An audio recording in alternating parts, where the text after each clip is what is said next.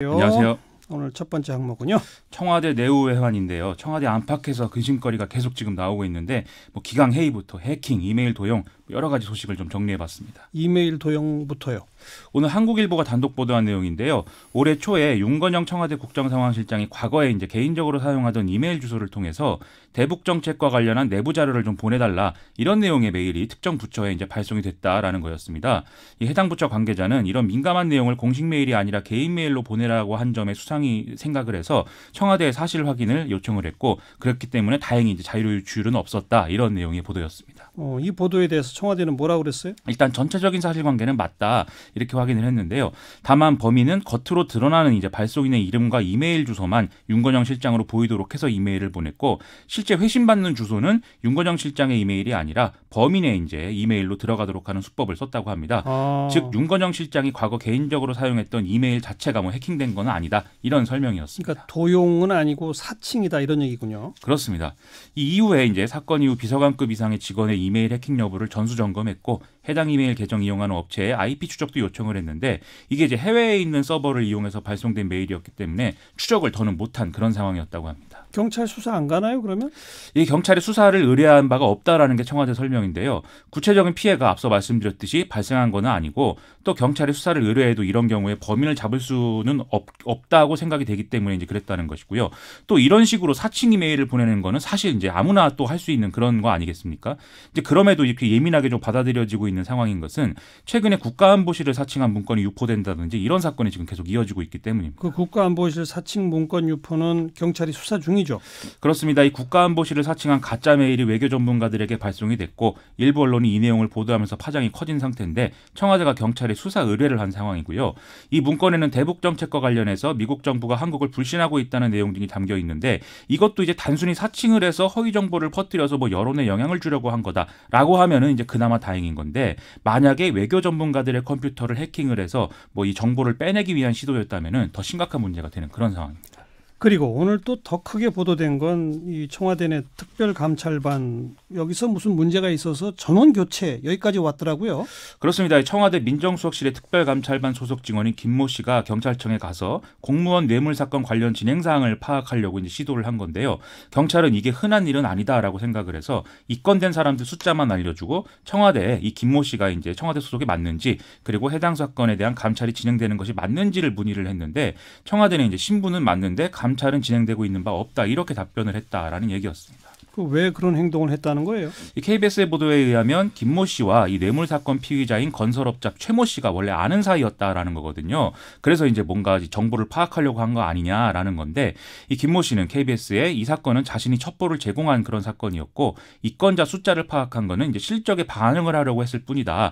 또 구체적인 비위 사실의 통보 이런 것들의 명단을 요구한 거는 추가 감찰을 하기 위한 것이었다. 이렇게 해명을 했다고 합니다. 하지만 이 김모 씨는 결국 3주 전쯤에 친정인 검찰로 복귀한 걸로 파악이 된다고 합니다. 검찰 출신으로 특감반원 활동했던 사람이네요. 그런 것이요. 예. 이런 등등에 대해서 청와대는 지금 뭐라고 그럽니까?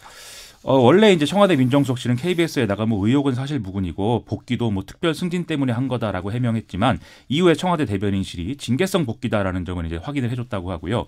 오늘 오후에 청와대는 자체 조사를 진행한 결과 또 다른 특감반원의 비위 사실도 파악했다 이렇게 밝혔습니다.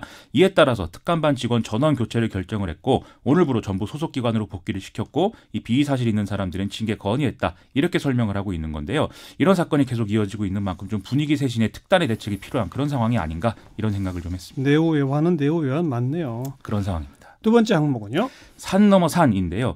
이재명 경기도지사 관련해서 최근 트위터 계정 주인과 관련한 논란이 이어졌었는데 최근에 이제 또 친형 강제 입원 지시 의혹과 관련된 내용들이 또 보도가 되고 있어서 이걸 좀 정리를 해봤습니다. 어떤 보도들입니까? 먼저 KBS 보도인데요. 이재명 지사가 성남시장으로 재직하던 2012년 당시에 이 성남시장 비서실장을 맡고 있던 사람이 성남시청 소속의 7, 8급 공무원 8명으로부터 진술서를 받아서 이재명 지사의 형 재선 씨의 정신감정 근거로 보건소에 제출했다. 진술했다라는 사실이 확인이 됐다 이런 얘기였습니다. 공무원들이 왜 진술서를 써요? 이재명 지사 형에 대한 진술서를? 이 이재선 씨가 당시에 뭐 성남시에 여러 가지 민원을 제기하는 등의 이런 일련의 행위를 했는데 이 과정에 공무원들이 여러 가지로 고통을 받았다 이런 얘기죠. 그래서 정신적으로 불안해 보이는 악성 민원인이 폭언을 했다 이런 내용의 이제 진술서를 썼다는 건데요. 예. 그런데 이 공무원들은 이 진술서가 뭐 강제 입원 시도에 사용될 것이라는 점은 몰랐다라고 얘기를 하고 있다 이런 얘기였습니다. 이 보도에 대해서 이재명 지사 쪽 해명이 나왔습니까? 이재선 씨가 이 악의적인 민원을 제기하는 것에 대해서 법률적 대응을 하기 위해서 공무원들의 피해 현황을 파악한 것이다 이렇게 해명을 하고 있고요. 네. 또 당시에 이 성남시장 비서실장을 지낸 인사는 검찰 조사에서 강제 입원 관련 혐의에 대해서 다 이제 부인을 했다 이런 얘기를 하고 있다고 합니다. 하지만 당시 강제 입원 관련 지시를 받았던 보건소장들이 뭐 이러다 감옥에 갈 수 있다라면서 괴로움을 호소했다 이런 보도가 이어지고 있어서 좀 논란이 계속되고 있습니다. 그건 또 뭐예요? 앞에 그 진술서 얘기는 뭐 양쪽 주장이 다 그럴 수도 있을 것 같은데 그 보건소장 감옥 얘기는 뭐예요? 이건 중앙일보 보도인데요. 2012년 당시에 성남시 부시장이었던 박정호 씨가 이 검찰에서 참고인 조사를 받고 진술한 내용을 이제 이 중앙일보가 보도를 한 겁니다.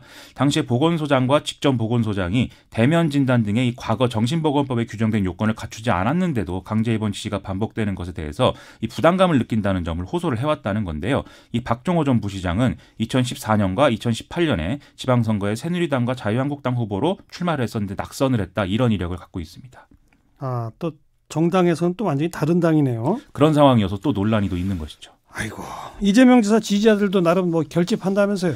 지금 이재명 지사의 팬과 지지자 모임들이 이제 전국에 이제 흩어져 있는데 이 21개 단체가 하나로 모여서 전국 이재명 지지연대를 만들고 이 다음 달 1일 시국 성명서를 발표하겠다고 밝히고 있습니다. 이재명 지사와 김혜경 씨에 대한 수사, 탈당 압박, 언론의 마녀 사냥식 왜곡 보도는 유례를 찾아볼 수 없는 정치 공작의 소산이다. 이렇게 주장을 하고 있는데요. 지금 이 문제가 뭐 여권 지지층의 분열로 이어져서 지지율 하락의 한 원인이 되고 있다. 이런 분석까지도 나오는 상황이어서 좀 앞으로 어찌 될지 지켜봐야 될 것 같습니다. 여기까지 수고하셨어요. 고맙습니다. 김민아 기자였어요.